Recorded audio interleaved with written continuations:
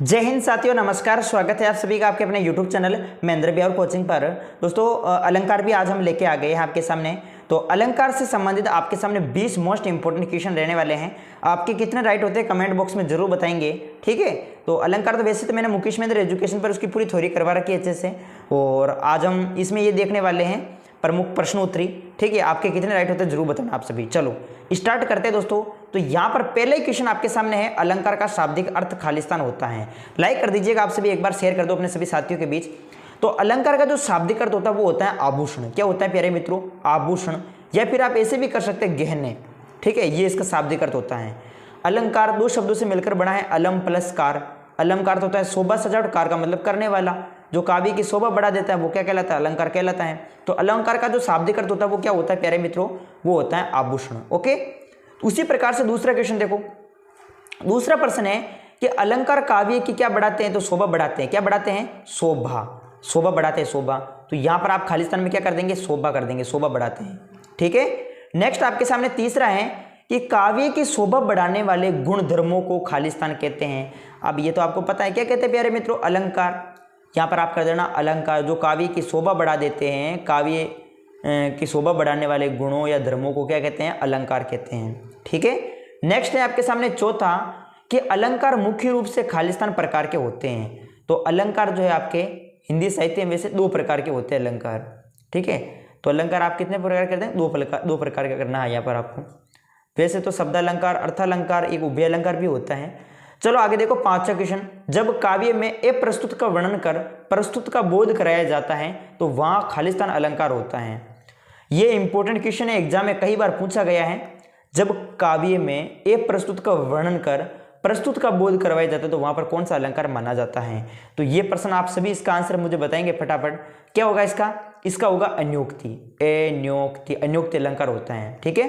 कौन सा अलंकार होता है? अन्योक्ति अलंकार। छठा क्वेश्चन क्या है कि अनुक्ति अलंकार में खालिस्तान के वर्णन द्वारा खालिस्तान का बोध कराया जाता है। अनुक्ति अलंकार में तो यहां पर देखो ए प्रस्तुत, ठीक है। यहां पर क्या करना है आपको? ए प्रस्तुत। ए प्रस्तुत, ए प्रस्तुत के वर्णन द्वारा किसका बोध करवाया जाता है? प्रस्तुत का। किसका बोध करवाया जाता है? प्रस्तुत का, ठीक है। तो याद रखें दोस्तों, इस प्रकार से आपको अनुक्ति अलंकार में करना है। मोस्ट है खालिस्तान में इस प्रकार से जो है रिक्त स्थान में पूछ जाएगी। कारण के अभाव में कार्य का होना पाया जाए तो वहां खालिस्तान अलंकार होता है। जहां कारण का क्या हो? अभाव हो, मतलब कमी। तो कारण के अभाव में कार्य का होना पाया जाए तो वहां पर कौन सा अलंकार होगा? सातवें का आंसर क्या होगा प्यारे मित्रों? इसमें होगा विभावना अलंकार। कौन सा अलंकार होगा? विभावना, विभावना अलंकार। तो यहां पर आपको क्या करना होगा? विभावना अलंकार करना है, ठीक है दोस्तों।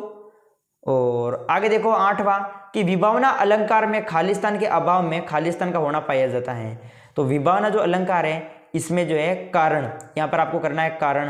कारण के अभाव में, यहाँ पर कारण के अभाव में कार्य का होना पाया जाता है। किसका होना पाया जाता है?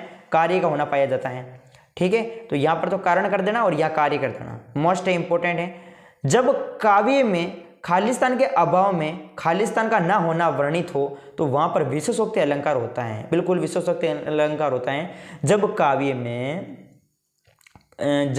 में कारण क्या है? जब काव्य में, अरे यार 2 मिनट रुकिएगा। जब काव्य में रुक हाँ, जब काव्य में कारण के अभाव में, ठीक है, कार्य का ना होना वर्णित हो तो वहां पर विशेषोक्ति अलंकार होता है।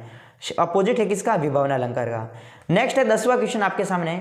जहां काव्य में कारण होने पर भी कार्य का ना होना पाया जाता है तो वहां अलंकार होता है। तो कौन सा अलंकार होता है? विशेषोक्ति। कौन सा अलंकार होता है प्यारे मित्रों? विशेषोक्ति। विशेषोक्ति मोस्ट क्वेश्चन है, मैं कह रहा हूँ रिपीट हो जरूर पूछे जाएंगे इस क्लास में से, इसलिए ध्यानपूर्वक देखिएगा, सभी प्रश्न याद करने आपको।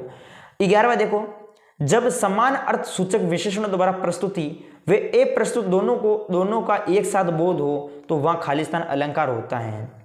जब समान अर्थ सूचक विशेषणों द्वारा प्रस्तुति वे ए प्रस्तुति दोनों का एक साथ बोध हो तो वहां पर कौन सा अलंकार होता है? 11वें में वहां पर होता है समशोक्ति। क्या, ठीक है, समाशोक्ति। समाशोक्ति अलंकार होता है। नेक्स्ट 12वां देखो, जब उपमेय और उपमान में बिंब प्रतिबिंब का भाव हो वह अलंकार होता है। उपमेय और उपमान में बिंब प्रतिबिंब का भाव होता है तो वहां पर कौन सा अलंकार होता है? तो वहां पर होता है दृष्टांत अलंकार। कौन सा होता है?